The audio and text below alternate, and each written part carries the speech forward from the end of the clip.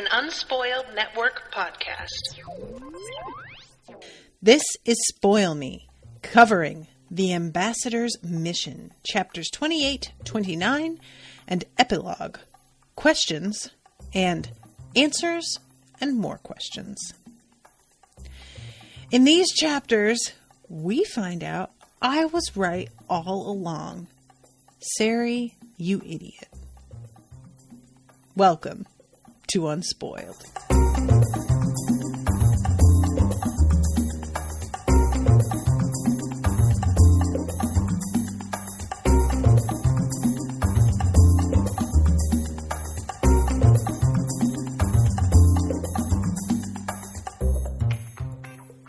Welcome to Spoil Me, not Unspoiled, like I just said in my intro. Sorry about that. I am Natasha. Thank you very much to Ashleigh for commissioning this episode and for commissioning this entire book. I am assuming that we're moving on to the second book in this trilogy. I think it is.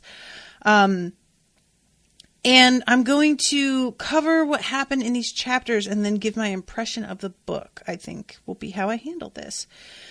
So these chapters, like I said, I had been really suspicious of Skellin from like the moment that we met him. I figured Skellin was the one that was importing the roet. I figured that he was the one that, like, I think that I am frustrated at the fact that I had the suspicions that Sari didn't seem to have.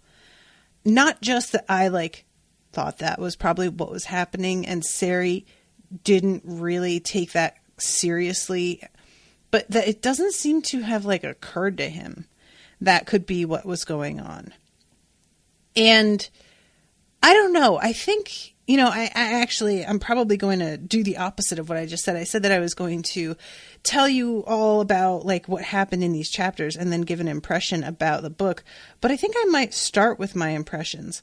This book was really slow, and there was a lot of repetition of things that I feel like we got as readers and didn't need to be repeated. And this particular like little mystery to me felt really obvious. And so it being as drawn out as it wasn't that interesting, because I kind of felt like the thing that I had liked about previous books by this author, and I've said this very much, especially like in the very first book, was Sania was never stupid, and people asked the questions that they should be asking and actually gave like reasonable answers and had conversations the way that actual people have conversations, not the way that somebody who is trying to manipulate their audience have conversations.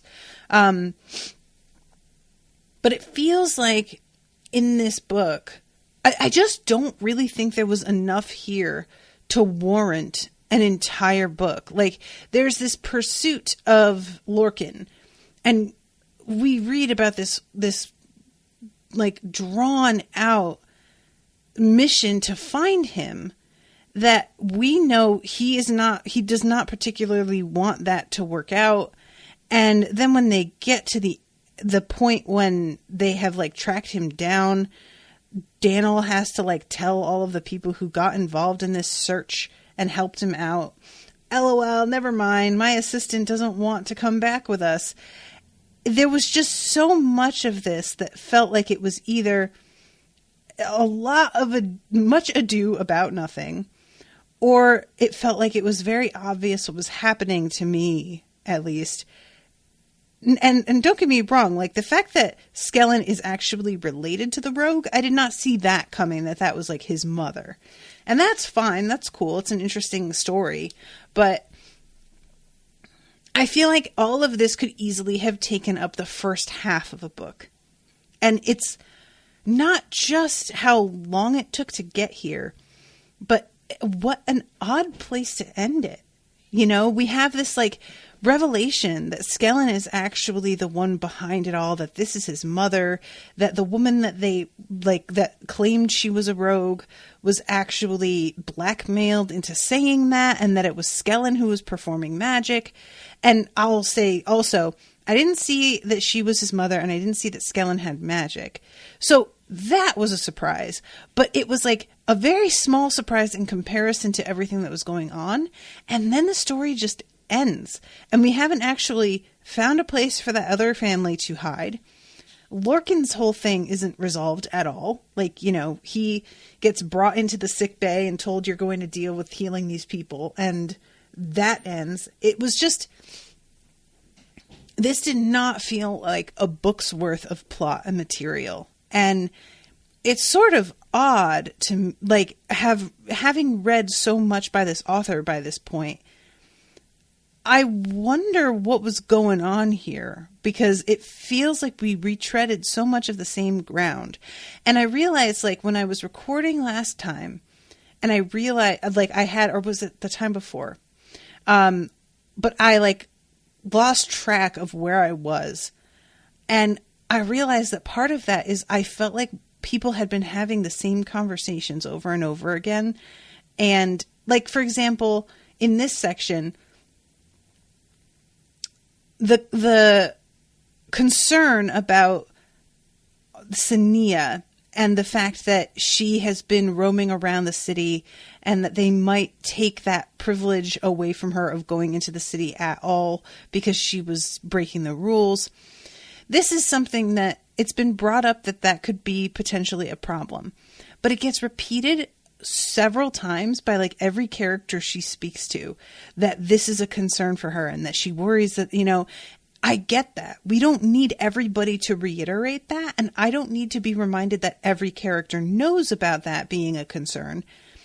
And not to mention the fact that I am not, as a reader, particularly concerned. I don't think that I came into this fully assuming that the value of what Sania contributed by breaking the rules was going to far outweigh the fact that she broke a rule. And I wasn't worried about her at all. Even if they had decided that they were going to keep her more on lockdown, that still would not have concerned me, because she just can figure out ways to do what she needs to do anyway. So while that would be dangerous, I would still just be pretty complacent about the fact that she would figure it out, and I wouldn't be that cut up about it. So I just feel, I don't know. Ashleigh, I'd be really curious to hear how you felt about this, because I took issue with like the end of the final book in the series of the original trilogy and the way that the finale like ended. And you agreed with me at that time. I had said that it felt like a really rushed ending, and you said that you totally felt that same way. And I'm curious, you know, when you're covering a series, and they're not all going to be as good as the other. You know, there are books. I love the Dresden Files, but there's like the book here and there that I'm just kind of like, well, I guess we have to get through this. And not to say that there isn't good stuff in it somewhere, but you know, there are going to be things that you just feel like kind of overshadow. And I wonder if this is one of them, because I wanted so much for the whole thing with the roet to amount to more. And I feel like that's coming, because this is the first book in a new trilogy. What is the name of the trilogy? I'm looking here. The Traitor Spy trilogy. Right.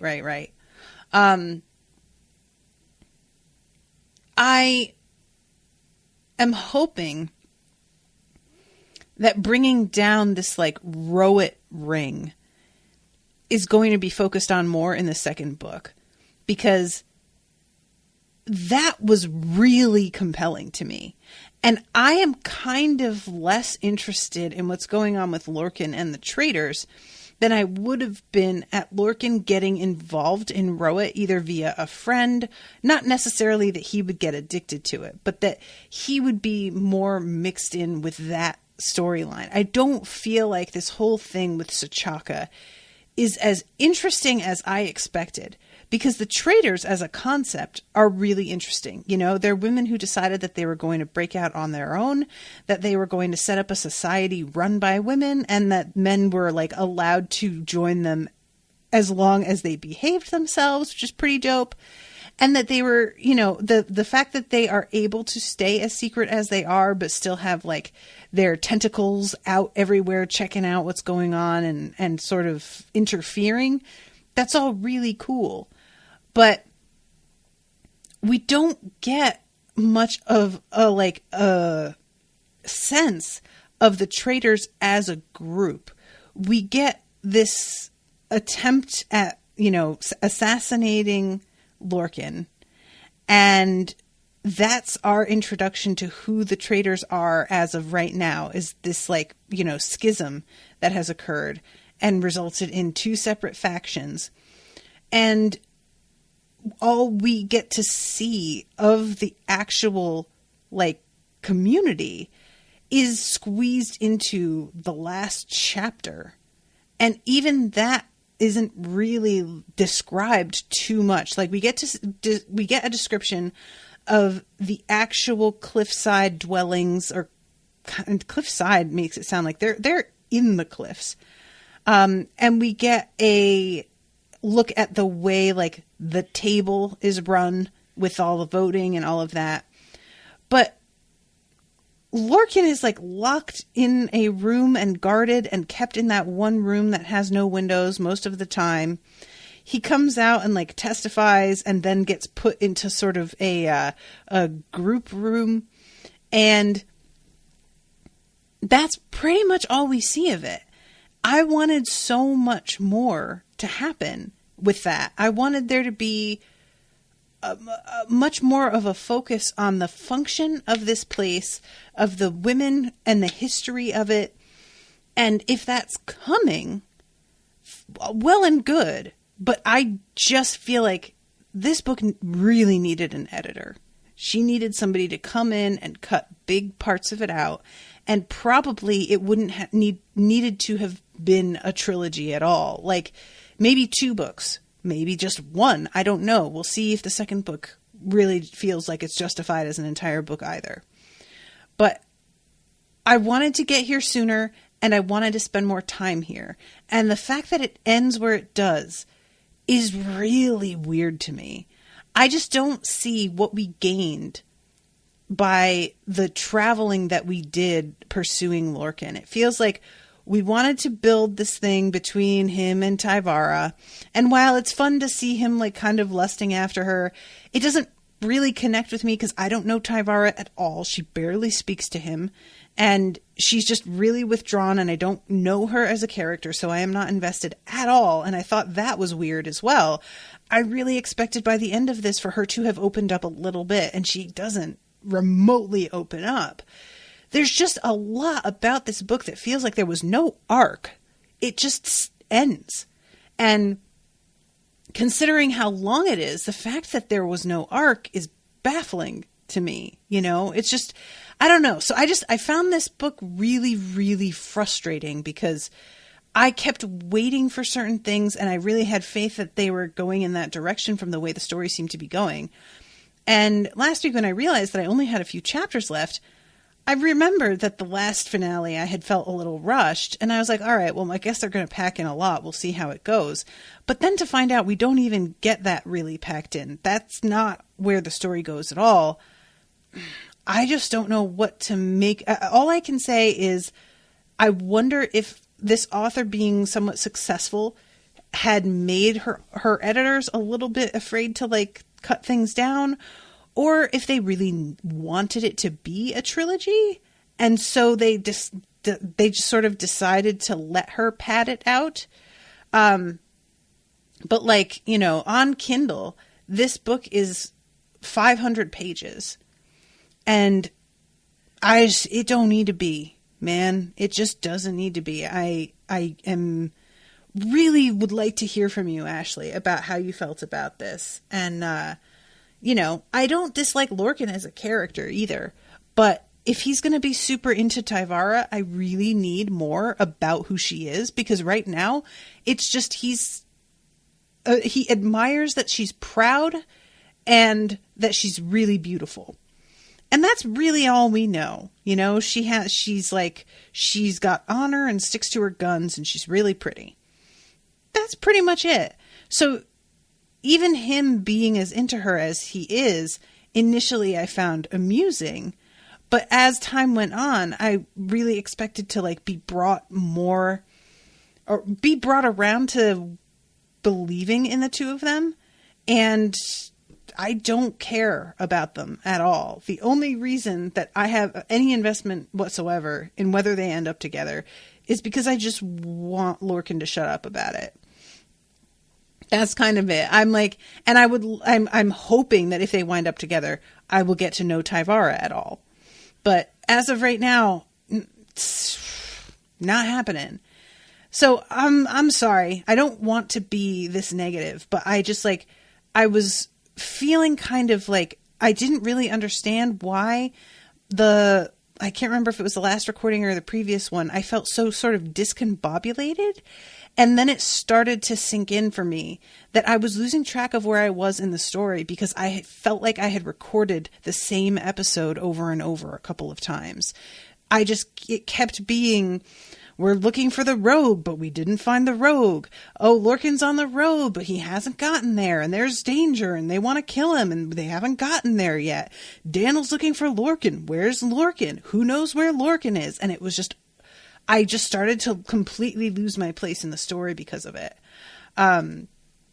So I'm going to back up, and I'm sorry to be so negative. I don't tend to do this, but by the time I reach the end of a book, I feel like I have the right to, have this kind of assessment. And I am still reserving some judgment because it's the beginning of a trilogy. So maybe it's just like one of those things that's sort of a cliche is that a trilogy often begins with a bang. You end it and you're like, oh shit, no way. And then the second one tends to be the one that's a little tougher to get through because it's like bridging to other books. And that one often will be like the less memorable one. And then the last one can feel sometimes like a bit of a shopping list. Like all of these things that we set up in the first two, now we have to wrap them up and let's do that in this like sometimes overly organized way. And I don't even mean just this author, I mean in general.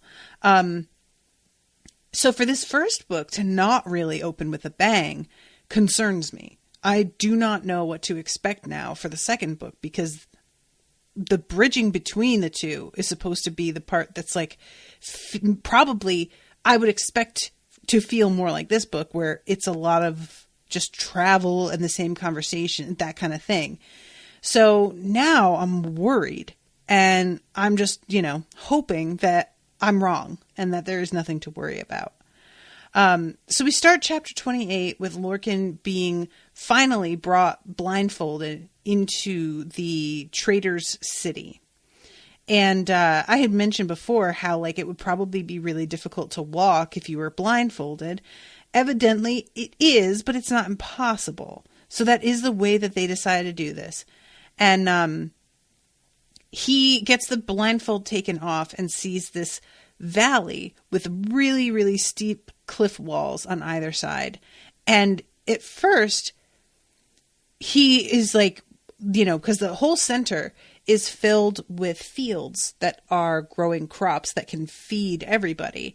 But there's no building. So he's really baffled for a second. And then he realizes that up on the rock face, there's somebody like looking out of a window. And he realizes that like the whole rock face is covered in homes, opening doorways and windows and everything.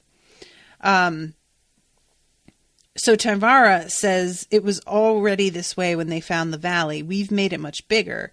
A lot of the old part collapsed and had to be replaced 60 years after the first traders settled here. It's only 2 rooms deep mostly. Think of it as a city half the size of Arvis, but more elongated and tipped on its side. We have tremors here now and then, and parts collapse. Though we've got a lot better at judging if the rock is safe before making new rooms, then strengthening with magic, people feel more comfortable living close to the outside. So when they walk through, there are a variety of reactions to Tyvara. Some of them are just kind of like examining her and assessing her. But then there are a couple of them who yell murderer. And then there are some who tell those who yell murderer to shut up. And he notices that when Tyvara tells people move out of the way, they all immediately obey, and they have looks of deep respect on their faces. And Lorkin realizes that Tyvara is probably somebody that he needs to make an alliance with, because clearly her opinion matters. People respect her as a person. And I liked that because, that's an important thing to take note of, is who has real power, whether or not it seems like they have power regarding their status and official titles. You can see the way someone is treated by other people and whether they matter. And that's a whole other kettle of fish and can be more valuable depending on the position they're in.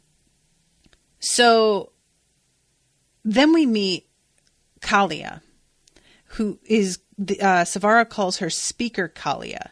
And it seems like they have sort of they have a democratic system because everybody gets to vote a little bit later. But Savaria is the leader of the faction. And when she's introduced, she's like short and plump. And it's funny because Lorkin looks at her and is thinking to himself that, like, to some people, she might look sort of motherly and comforting, but he's not sure if it's due to his own bias because he knows that she has to have him killed, but he feels like there's something really sharp about her eyes and the way she holds her mouth that makes her look mean. And he just kind of doesn't really like her. And we see a little bit later that she is a pretty severe and suspicious woman. I won't even say that she's unlikable. That I don't have a good handle on yet. But she is certainly not trusting him. And our instinct as readers is to get defensive of the character that we know means well and is, like, being honest. But there is very little reason for her to trust him yet. So I'm not that mad at her about that. Ordering the assassination may be a bit extreme. The fact that she went behind the queen's back, I guess. I'm wondering if that's ever going to come back and bite her, because it seems that people know that's what happened, but no, I guess there's not proof. I'm not really sure why that's not treated as more of an offense than it is. I don't think we got much of an explanation about that, but I might have missed it. If you're listening and feel free to tell me. And I meant to say too, I had mentioned in a previous, episode about how there are not really magical objects in this world other than, like, the store stones and the blood rings. And we have these, like, crystals, these gemstones that are growing and give off light. So this feels like maybe one other object. It's interesting though, because, like, the store stones and blood rings have to be made. And these appear to be, like, naturally occurring organic magic. And that's interesting to me. I'm curious about that, but we don't find out more about that here. So he gets brought in to speak to Riea, is I guess how I'm going to say her name. I am Riea, director of the table. These are Ivali, Shaya, Kalia, Lana, Halana, and Tyvara. Guys, I am going to tell you right now, I am never going to remember. These names, even written on the page, all look so similar.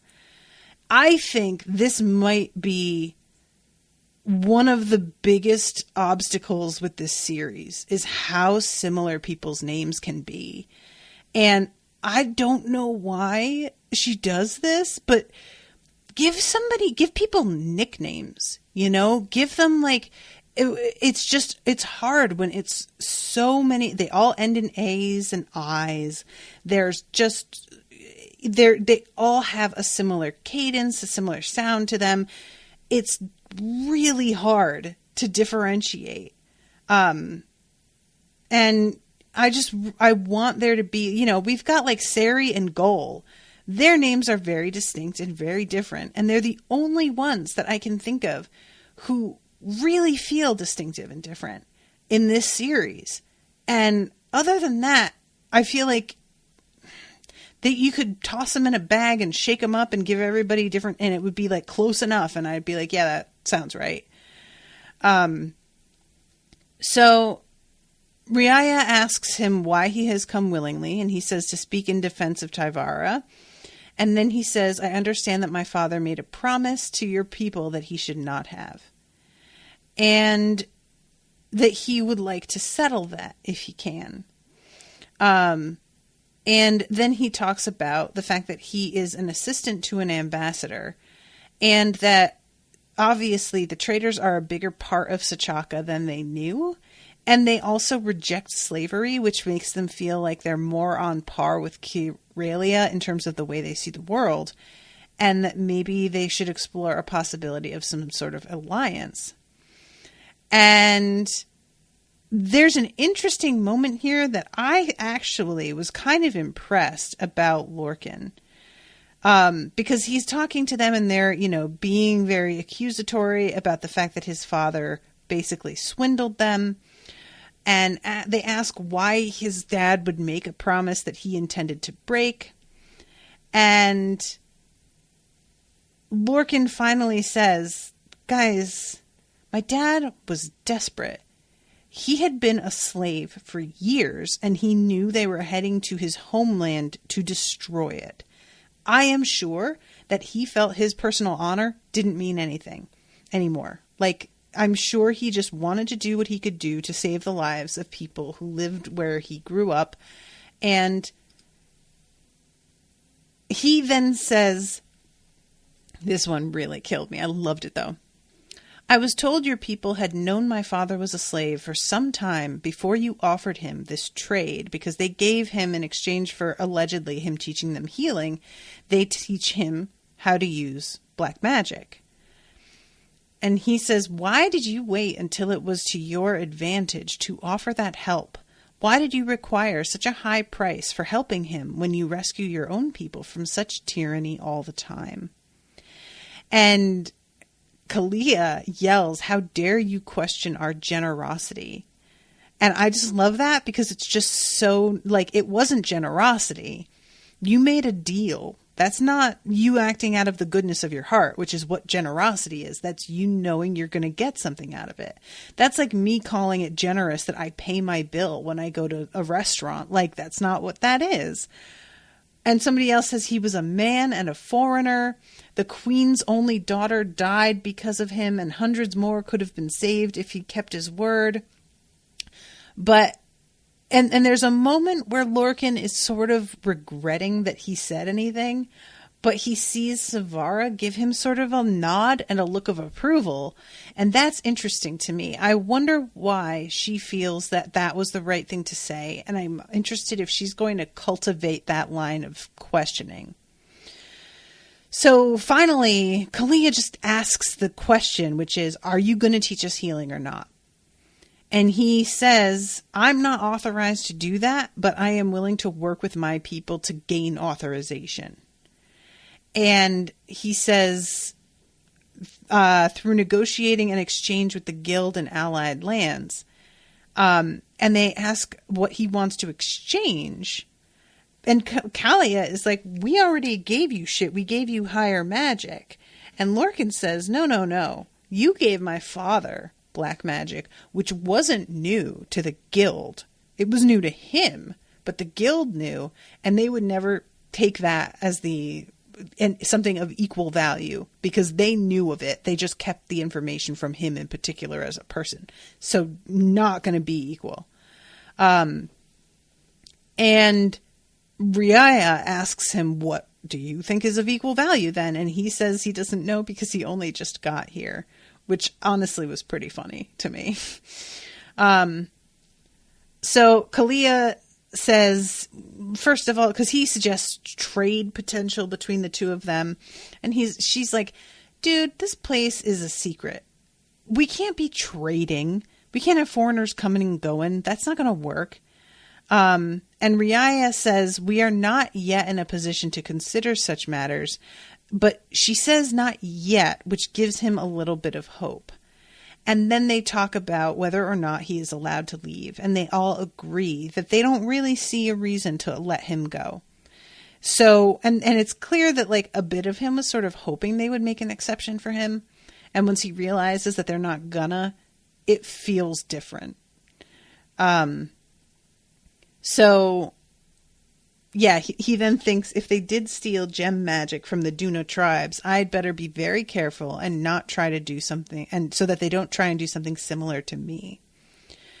Yeah, and I'm wondering, because, you know, the gem magic thing, I had said earlier that this is like a naturally occurring magic, because I'm thinking that the gems like glow coming out of the wall, but maybe they don't. Maybe that's part of what they stole, is turning them into light sources or energy sources or whatever. So then we cut to back in Curalia, Anya, Gol, and Sari pulling up to the guild. And they are here to bear witness against the second rogue that was caught. The one that we find out is the actual rogue and is Skellin's mother. And Sania, they have to like be real careful about how, like, what they tell the guild about how they know each other and where they sort of see him as just somebody who was a witness to this, but they don't know about him being involved in like the underworld.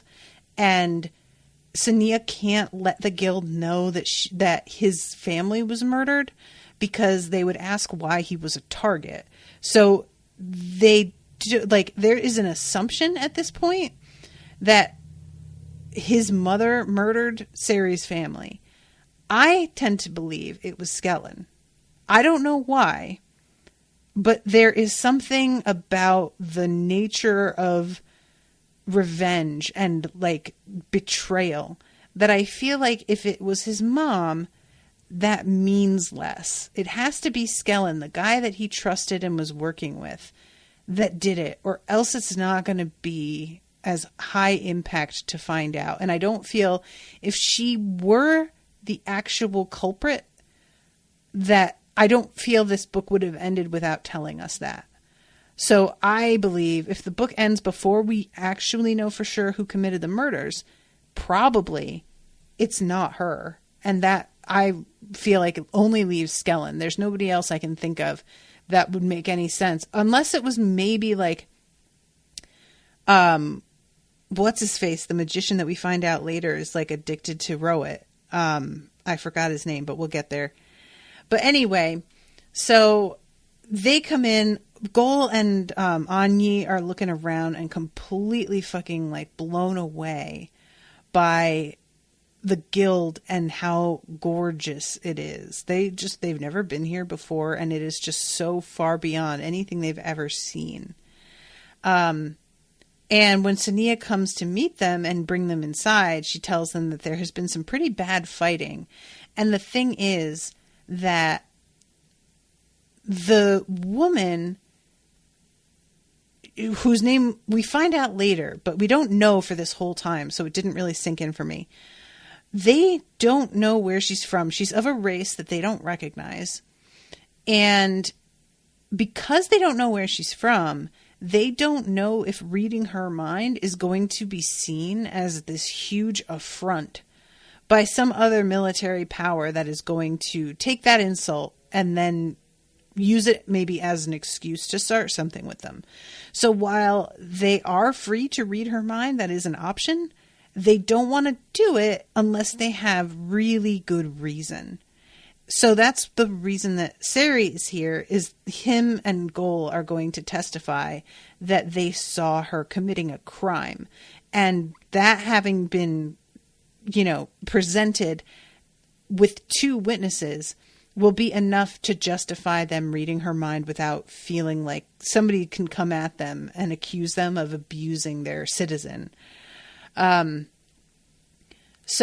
and Sania had like sort of hoped that, because she assumes eventually they will get around to reading her mind, they just kind of need to talk themselves into it. Sania had kind of hoped that she would be the one to read her mind so that she could see if this woman had murdered Sari's family. But she doesn't get assigned to her. She gets assigned to the other girl. What is her name? Forley. And so she winds up not knowing whether or not she did it by the end of the book. So, I'm trying to find the part where the conversation really begins. Oh yeah, okay, here it is. Here, Sari sees her and kind of has like one of those heart-stopping moments of recognition. When he'd seen her in the street outside the shop, it had been at a distance, but here under the bright glow, he noticed something he'd not had the opportunity to see before. She had the same strange eyes as Skellin's. And even here, this is killing me. This is really when I started to be like, are you serious?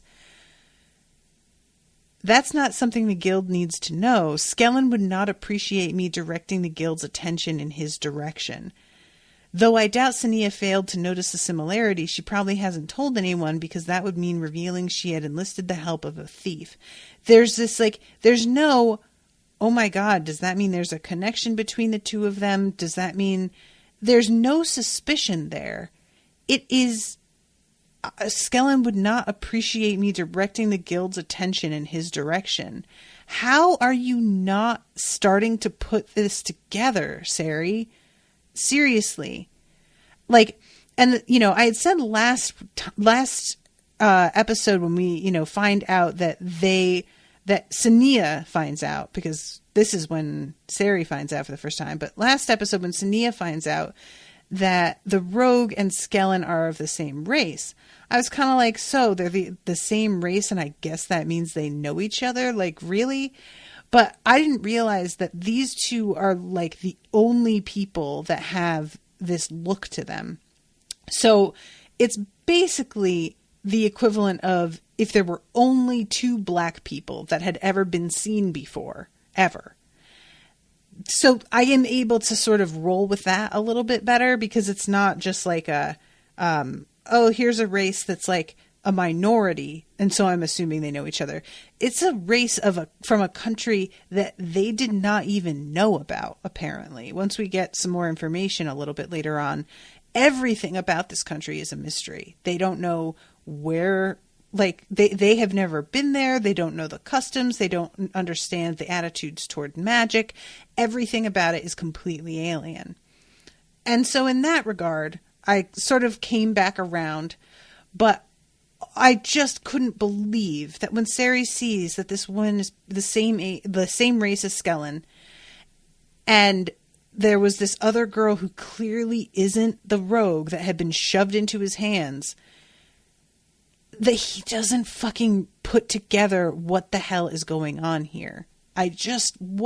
Sari, how can you be this bad at your job and still be alive? Genuinely, I'm asking. This is basic connecting the dots shit, dude. So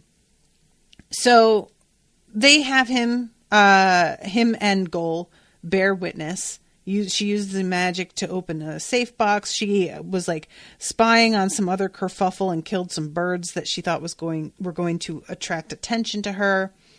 And he's asked whether he thinks she's the murderer, and Sari is honest. It would be very easy for him to just kind of say well, I saw her at the right time, but he's I don't have any proof. She has magic, and magic was used, but I don't have any proof that it was her specifically. So let's see. The magician in white robes, the High Lord, she had told him the High Lord's robes had been changed to white after it was decided the black magicians should logically wear black. Have you ever seen anyone with the same physical characteristics as this woman? Aside from her gender, of course. Maybe once or twice, Sari replied. Do you know where those people came from? Sari shook his head. No. Yeah. I just wanted Sari to fucking figure this out. I really did. And he totally doesn't, and it has to all be spelled out for him. So Callan is the one that doesn't seem very pleased. Later on, he sort of insinuates that he doesn't think it's appropriate that Sania be allowed to go out and handle what's going on with Forley, and basically he gets slapped down and told well, if you can find somebody else to do the job, go ahead. If you can do it within the next 10 minutes, otherwise she's doing it. And I like that because it's sort of an admission that the guy who had used to take it pretty seriously as well doesn't anymore, and that Callan doesn't have the leverage he did. So, and yeah, he's the one that just kind of has it in for Sania for whatever reason. So then we have the conversation between Daniel and Achati. And this is exactly what I wanted. It just takes so long to get here. And granted, Daniel says a couple of times that he did take a while to get here. And Achati is like, you had a lot on your mind, buddy. It's fine. But basically what it comes down to is Achati thinks that, or Achati suspected that maybe Daniel was dedicated to getting Lorkin back because they had a romantic relationship. And Daniel realizes that, oh, this dude totally knows about me. And he's like, yeah, I mean, we do our research on the people that we're hosting. There is a reputation from back in Curalia as well. But also, let's see. He says, my slave is young, good-looking, and quite talented. He adores me. But it is the adoration a slave feels for a good master. I envied you, your assistant. And he says a little bit later, only when you know the other could easily leave you do you appreciate when he stays. Only when it's not easier on them to like you than not do you appreciate it when they do. So that's very telling about who Achati is. He is not somebody who relishes having dominion over others. He isn't a power tripper. He wants to be with somebody who is an equal because that is what gives it meaning. And this is the kind of thing that is so hard to explain to people who don't understand power dynamics in relationships. Because, you'll read about, for example, a boss having an affair with a secretary or a teacher having an affair with a student. And when I say that, I don't mean like an underage student. I'm talking about like, let's say it's a grad school teacher sleeping with a student. And those people might not be coerced into sleeping with the authority figure, but they are in a position where if they fall out of favor with that person after, they are going to be at a disadvantage. So then you have to accept as the person in charge that perhaps this person is going to attempt to pretend that they feel something for you that they maybe don't in order to keep their own standing. Or you have to wonder whether they were worried that you were going to use it against them if they said no. And that's the thing that I think people like. There is such a thing as agency, and whether or not you are, getting involved with somebody who's up further in the hierarchy, that can be something that you enter into completely willingly with your eyes open.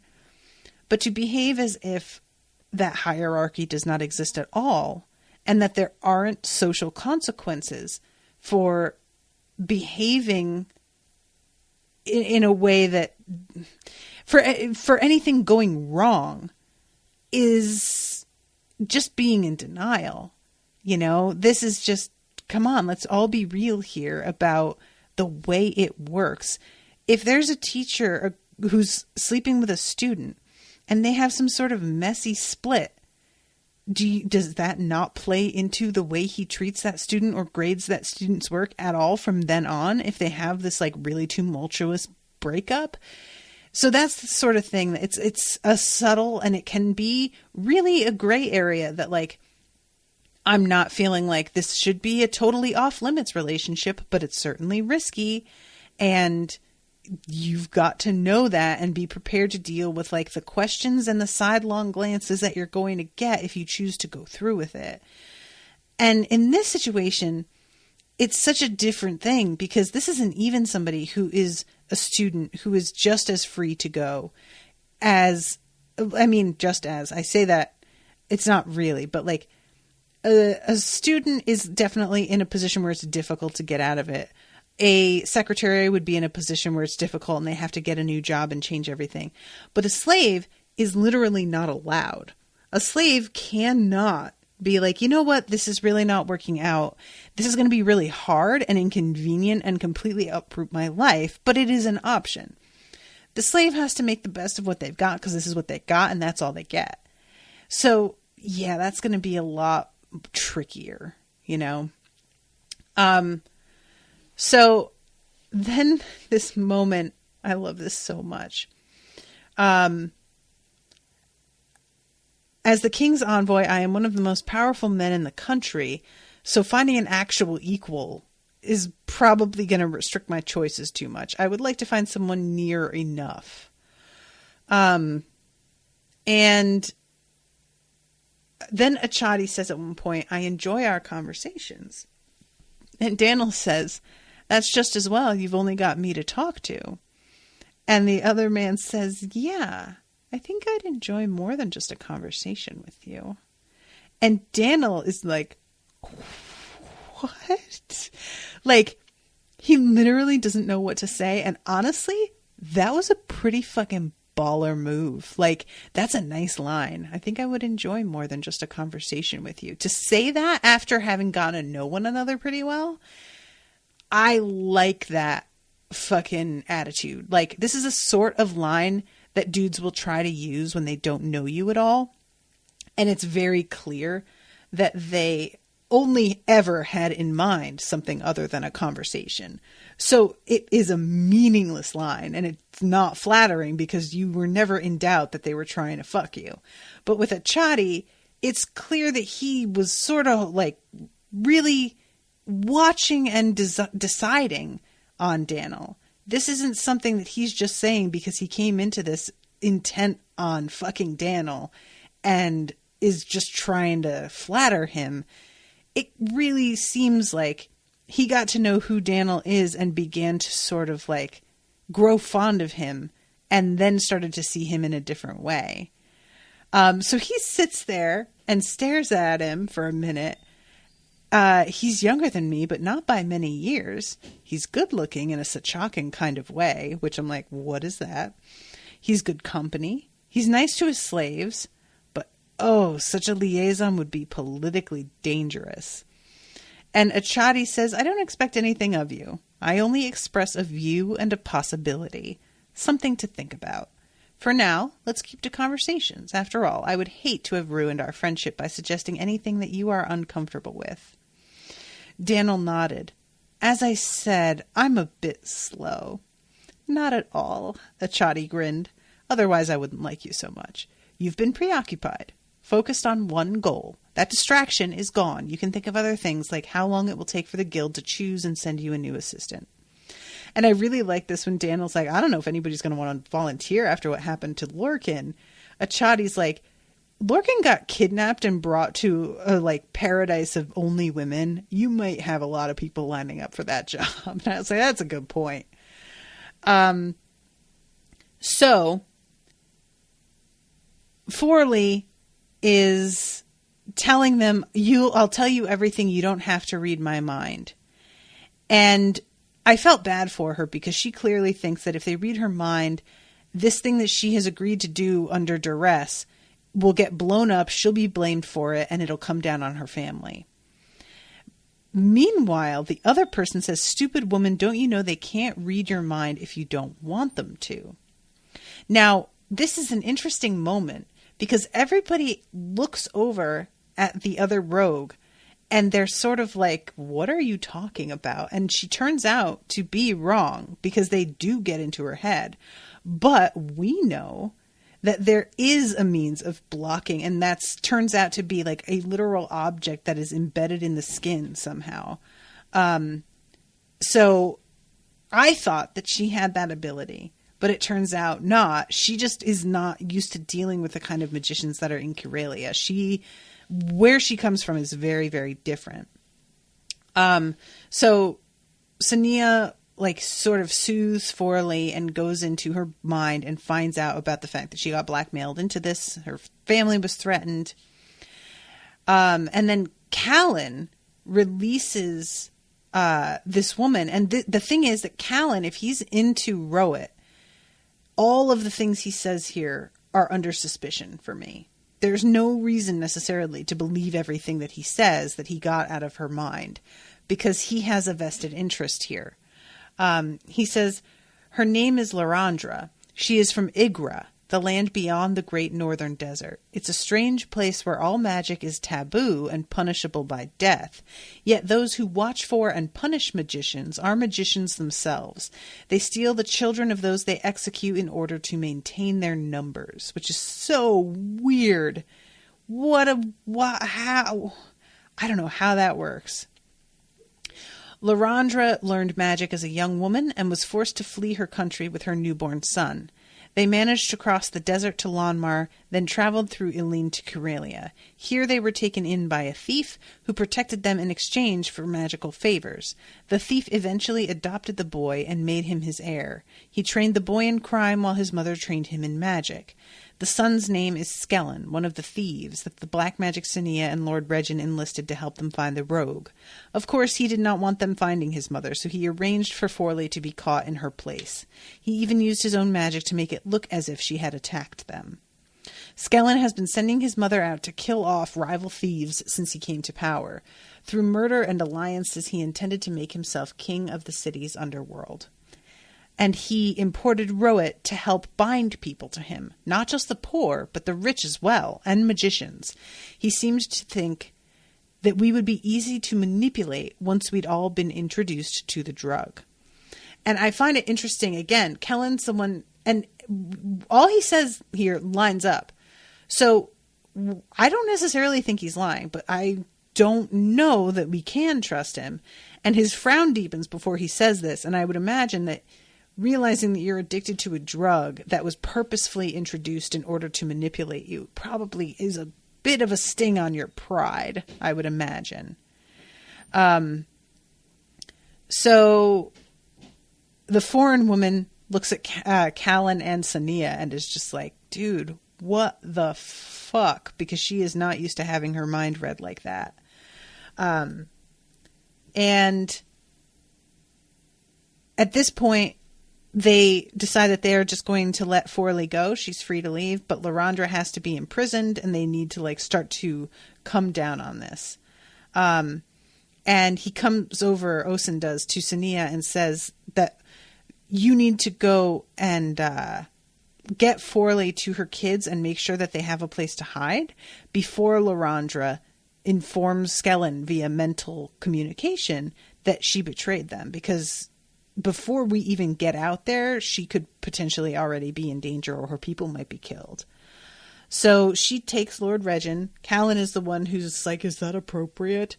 But they are allowed to leave together. We go to Lorkin. I pretty much talked about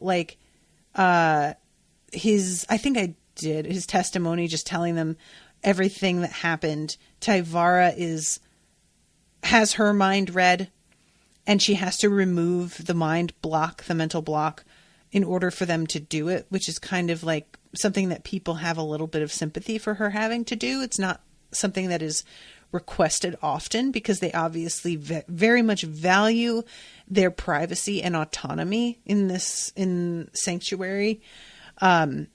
So being asked to do this is kind of a big deal, but she is wound up being found not guilty, not innocent, but not guilty. She did it, but for very understandable, legit reasons. And she will be made to pay recompense over time and will be basically on probation, but she will not be executed. So let's see. Right. He gets taken to new quarters because he's no longer being kept in I love that the thing that they say after a major declaration is, may the stones keep singing, which I rather like. But yeah, he gets brought to new quarters that he's sharing with other men. It's kind of like a big barracks almost. And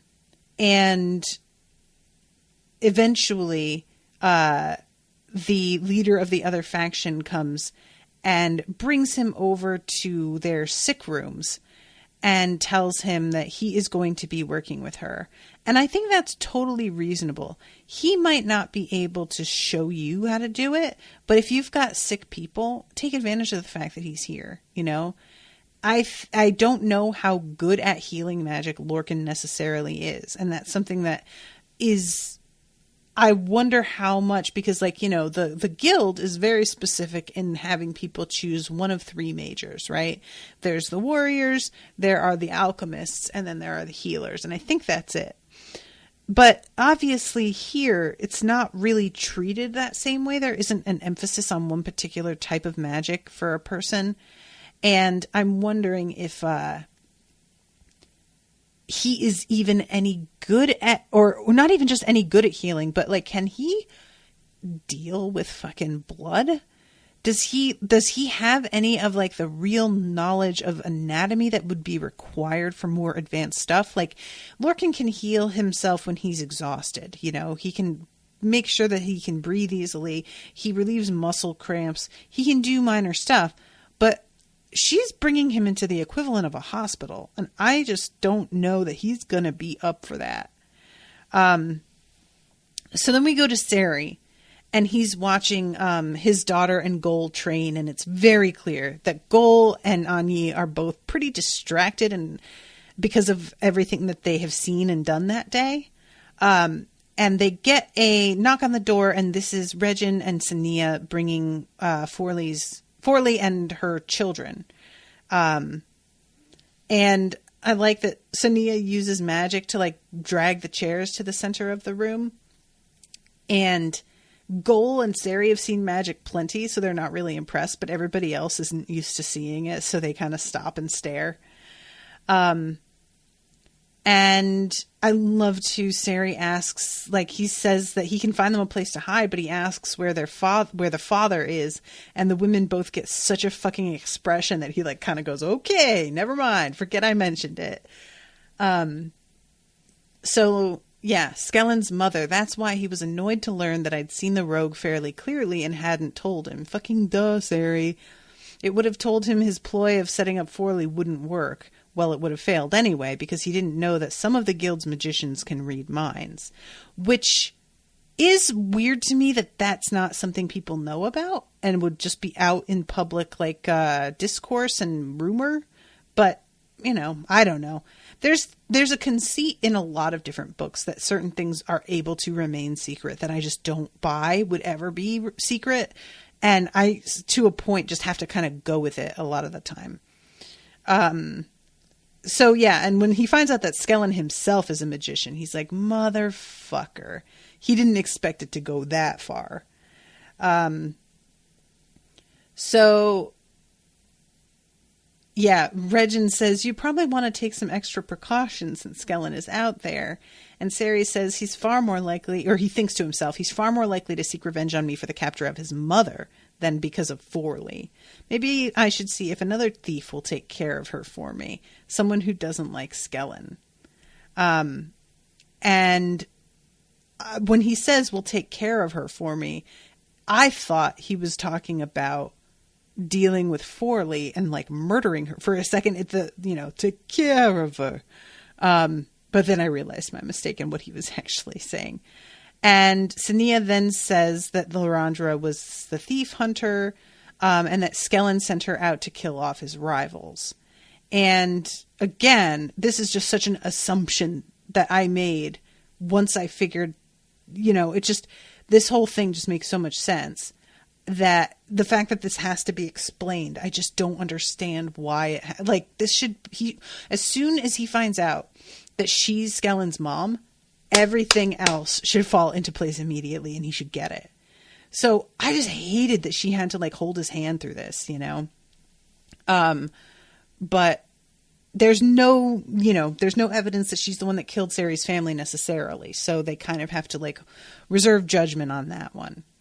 And Anyi says it doesn't make sense. Why send someone to kill another thief's family at the same time as inviting them to become an ally?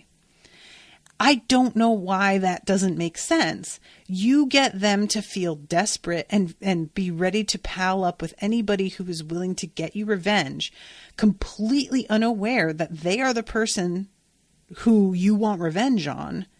And you keep feeding them a story about this other rogue that they're after and get them on your side. Not like that makes total sense to me. So I feel like this line is meant to put a bit of doubt and insinuate that maybe there's more going on than what it just looks like. But it felt like a question that wouldn't actually be asked, because that seems to just, he seems to think that Sari has his uses and he wants Sari on his side for some reason. I'm guessing because of Sari's connection to Sania. And that was why he wanted Skellin's deal, was meeting Sania, like, obviously, I don't know. I feel like it's really obvious. And they're like, what could this be? Come on, guys, fuck. So let's see. Finally, oh yeah. So they all theorize maybe Skellin has left. Sari's like, no way. He has put a lot into this place. He will not have just scarpered right away. And they also mention that Sania being here, and if she takes the back stairs, everybody will think she is still here, will give the whole, the impression that there are some really powerful friends. It says, let's see, it will remind people who might be considering helping Skellin that you have some powerful friends. And it wouldn't hurt if you were still here. So she takes the back way out so that people think that she is still upstairs with him. And Sari has this, reputation he's building. Well, he should have built already. But I figured that everybody knew Sania and Sari were friends. Oh, but I guess not. And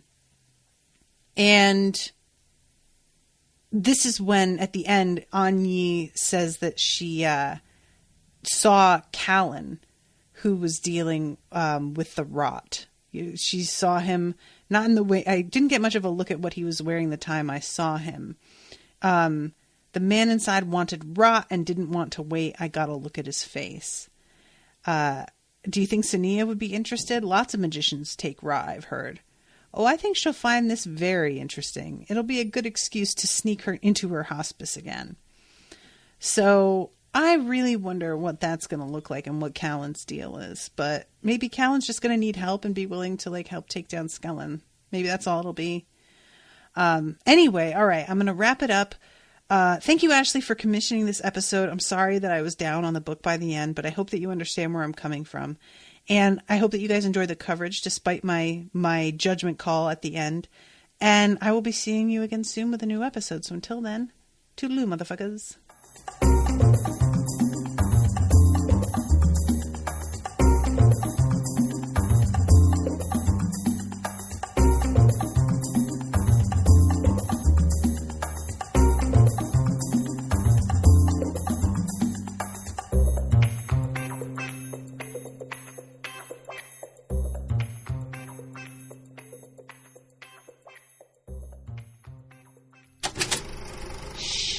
That was an Unspoiled Network podcast.